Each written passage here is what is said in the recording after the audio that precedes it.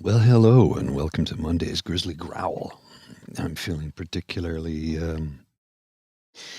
surprisingly chill and relaxed at the moment. Subject matter today is it's a sad story, but it's a celebration of a life and one that I hate to say, but I was never connected to this individual. And I say I hate to say that because he sure was an inspirational person who made a huge difference both internationally and nationally, as well as in his local community of Edmonton. Talking about the late Brian McPherson, who at the age of 47 has gone to rest. He was known throughout the world, I said, because he was a international bobsledder. He won medals in the World Cup for para-bobsledding, which is something he helped largely pioneer. He was also an internationally ranked sledge hockey, or nationally ranked sledge hockey player, I should say. But in 2016, 2017 overall World Cup, he was, victorious. So, there's an announcement from the International Bobsled Federation. Says, deeply saddened to learn of the passing of former para-bobsleigh athlete Brian McPherson. As was announced on his Facebook page, the 47-year-old Canadian passed away on November 12th, 2025. Brian McPherson was one of the first athletes to compete in para-bobsleigh in the second ever Parasport World Cup in January 2015 in Innsbruck, Austria. He finished fourth. He celebrated this only World Cup win in Park City in November 2016 at the beginning of the 2016-2017 winter. The season, he finished third overall. He competed at the Parasport World Championships in 2017 and was seventh. Of course, the IBSF extends its heartfelt condolences to Brian and his family. Now, apologies, I don't mean to go blank there, but I didn't want to clear my throat in your ear because that would not be pleasant. So let's talk about Brian for a minute, and less about how he died and more about how he lived. There's a story from the Edmonton Examiner published on March 27th, 2013. He was 35 at the time, I believe. Brian McPherson will never forget that day, August 22nd, 1995. For 45 minutes, he lay limp on the same log where he had landed. The same spot where the ATV he was racing on crash landed on top of him, crushing his spine, leaving him unable to move his legs. That was definitely the longest 45 minutes of my life, McPherson said. Just 17 at the time, as he lay motionless, unable to breathe, he thought about his family and about his future. A talented young athlete on a top-tier baseball team, he knew his big league dreams were over before they even began. Even still, it wasn't until days later when his doctor told him he had less than a 3% chance of ever using his legs again that the reality finally sunk in. His legs would be paralyzed for the rest of his life. From then on, it was just anger, says McPherson. Looking back, he calls this his TSN turning point. From this moment on, he knew his life would never be the same. But never in his wildest dreams would he have thought he would turn his darkest moment into a career that would see him breaking records in an athletic career that spans 3 professional sports. If somebody were to tell me 15 years ago that I was going to be an Alberta Hall of Famer, a national team hockey player, and now pioneering and holding world records for a brand new sport, I would have probably punched him in the mouth, gone and had a beer, and said, "You're an idiot." McPherson was on the only Canadian team to ever win the National Wheelchair Basketball Association championships in 1995, an honor that landed the team in the Alberta Sports Hall of Fame. He then suited up for Team Canada, where his sledge hockey team swept the American League in a 3-game series. Now, he is a pioneer in the world of bobsledding. He boasts being Canada's first Canadian bobsled driver, the first disabled driver to compete in able-bodied races, and the only disabled person to launch a bobsled from the top of 3 international tracks. I can proudly look back now and say I've accomplished a lot in 15 years, McPherson says. But things weren't always so easy. McPherson struggled to come to terms with his disability, and after leaving the hospital after 2 months of treatment, he went straight for the bottle. He spent 2 years as a raging alcoholic, living on the streets before he was willing to admit he needed help. You can either suck it up and deal with it. You can't change the past, says McPherson. Or you can dwell on the past every single day of your life and never move forward. Through the Canadian Paraplegic Association, McPherson got financial support and found stable housing. There, he developed a network of friends and mentors in the disabled community. He was able to finally accept his disability, but that doesn't mean he wasn't still resistant. A friend encouraged him to get back into sports, something he had already given up on, and coerced him into getting to a wheelchair basketball practice. I told him it was dumb, McPherson laughed. I wanted nothing to do with it. He went, reluctantly. But what his friends didn't tell him was it was the 1990 Canada Games tryouts. I ended up making the team. After 8 years and an Alberta Hall of Fame-worthy championship performance, McPherson gave up basketball, saying he still didn't feel passionate about the sport. Then he got a call about joining a sledge hockey team. It's hockey. It's Canada's sport. How do you say no to that?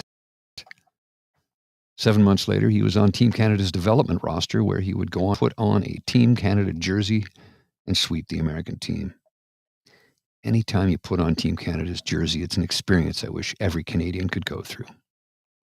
After a year, McPherson says he knew it was time to move on. He just couldn't match the speed of the younger players.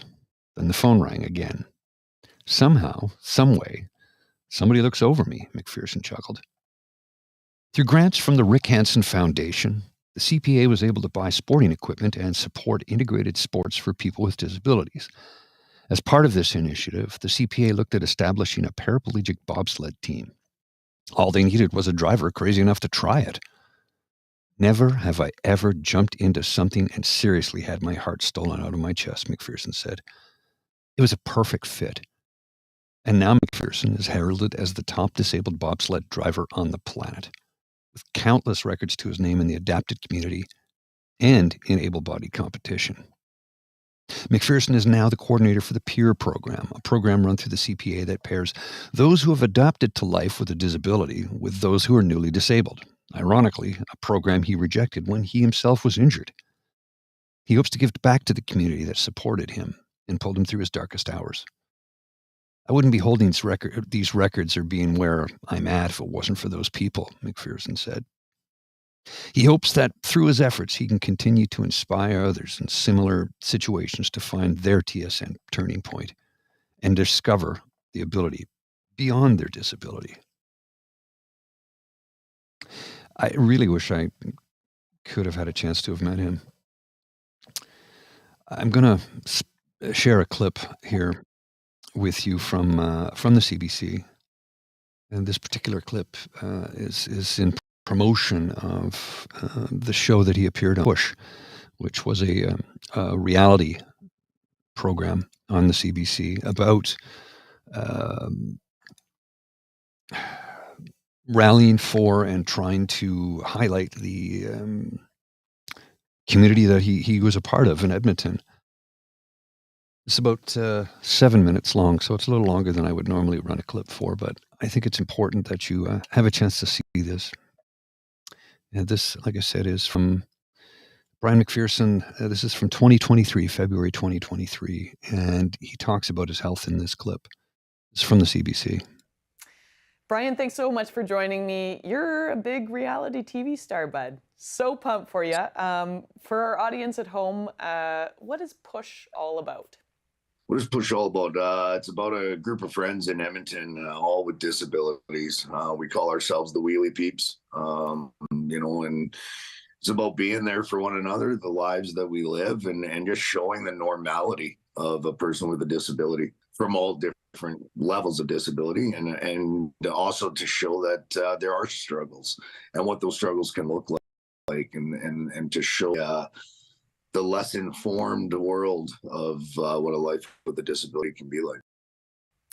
Brian, you are so amazingly vulnerable, speaking about the transition out of sport and the effects it's had on your body. What do you hope people take away from your vulnerability? Yeah, it's been a tough couple of years. My health has deteriorated, and I've, throughout the throughout the episodes, you'll see exactly what I went through, and you know, I'm going to try to hold it together even with you right now. You know, when you're active and such a big part of the disabled athletic community, when you step back and you're done or forced to kind of retire, if you want to put it that way, you know, it's tough. It's not that easy. And when you still have lots of good friends that are still in the sport or succeeding, it's even a little tougher, you know. But I mean, there's always a life after everything in life. There's always tomorrow, whether you like it or not. And you know, I've been blessed with a wonderful woman, Victoria. You know, we get to meet her in the show, and you know, we're on our new journey together. And you know, maybe this is the wrong thing to say, but you know, that's my new sport. Is me and Victoria, and focusing on our future together. Well, that's beautiful. What was it like to being a reality TV show next to your partner, Victoria? Yeah, it was good. I mean, you know, yeah, we went through a really rough time throughout our through certain scenes of them filming us, and they captured a moment during our relationship where we didn't even know as a couple whether or not we were even going to continue. And you know, it's tough when you have the film crew and producers and people around you during this time when you're trying to figure out each other and figure out the relationship. But you know, we were respected by everybody that was involved in the situation, even though it was captured as well. I think it taught both of us a lot about each other and a lot about, you know, staying true and not being flamboyant or anything for the show. And we were 100% truth. Everything you see, there's no showboating. That's 100% reality of what we went through. But we had a great journey together through it. We had some good cries. You know, again, this season is unfortunately I went through a lot of health issues, and you know, Victoria was right beside me through the whole thing, and I couldn't ask for a better woman to be a part of my life during this journey. In the last few years, my body and my health is starting to give way. But Victoria is reminding me there's still a lot more to life. I'm just grateful every day I get to look at those beautiful eyes, wake up beside her, go to bed together. Victoria's the love of my life. We're on the right side of where we need to be now. So, you know, we're looking forward to the future. There's a lot of buzz around Push. What has your reception been? What have you heard people say so far? It's been absolutely crazy. You know, when like I said, I mean, I had no expectation, and you know, it is what it is. You know, I was asked to be a part of something. I said sure, and I kind of let it go. Already out in the community, I've had somebody come up to me and be like, "Hey, man, I saw a commercial with you. Looks like it's going to be a fun show. Excited to watch it." Within our building, because we did a lot of filming at home, you know, people around the building are excited to watch it. But last night at the premiere was incredible to just listen to the buzz in the room and just the laughters, the cries, the I didn't know this, and everything that comes on with it. It's incredible. Yeah, it's gonna be. I think we're going to be on a journey. Somebody said to me last night, you know, your life is going to change, and I really didn't think of it that way or have any expectation of it, but I think it is going to change, and I think it's way bigger than what we expected. I just hope that we're able to educate everybody around us, not just people with disabilities, but the able-bodied community and so whatnot. You say educate. You know, what specifically would you like people at home to take away from watching Push? A lot of things. The list, I mean, we could probably spend an hour talking about it. You know, the there's so many different aspects. One's regular people. I mean, there's no difference between you and me. I'm just 4 feet shorter and a lot healthier. You know, I've literally done it all, and for the last 25 of 28 years, I've never been disabled. Not in my eyes. I've done everything to prove that. But there are different levels of disability and different struggles that each person goes through, and people don't understand that. We don't want to feel pity. We don't want people, oh, the poor person with a disability. That's not the way it is. We do have struggles. That's not a lie.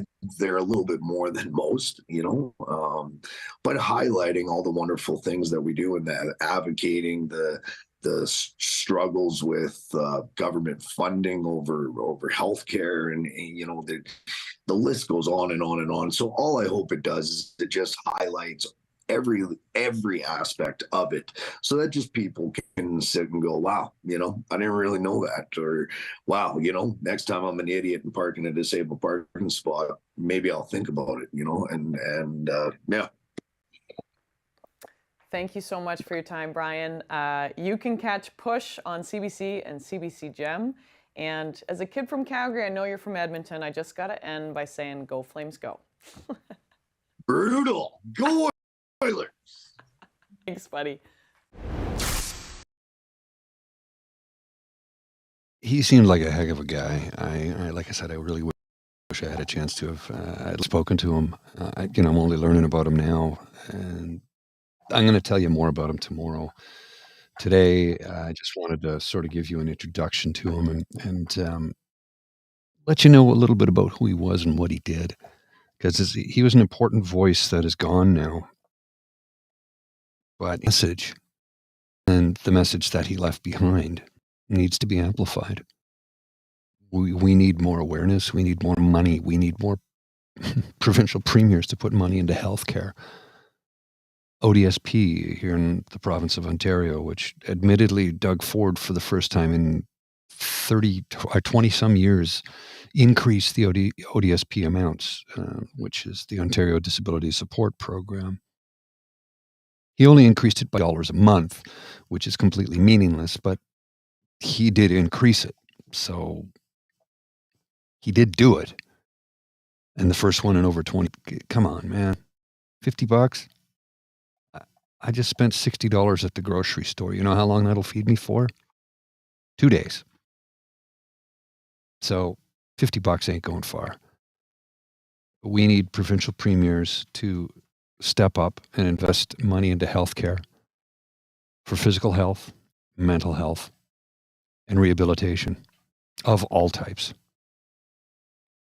I'll be back tomorrow, talk to you a little bit further about Brian, the life he lived, and how we can help push the message. As my good friend Super Kyle always says, there's no such thing as can't. And every day I have a rough day and I'm struggling and I'm trying to get through. Somehow a post from Kyle shows up on my Facebook and just reminds me to, hey, here's a guy who has had every possible obstacle thrown at him and he just keeps going right through them. Nothing stops him. He's super positive when he would have permission to not be. But he refuses to let it get him down.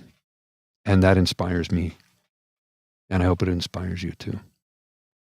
See you tomorrow. This has been your Grizzly Growl.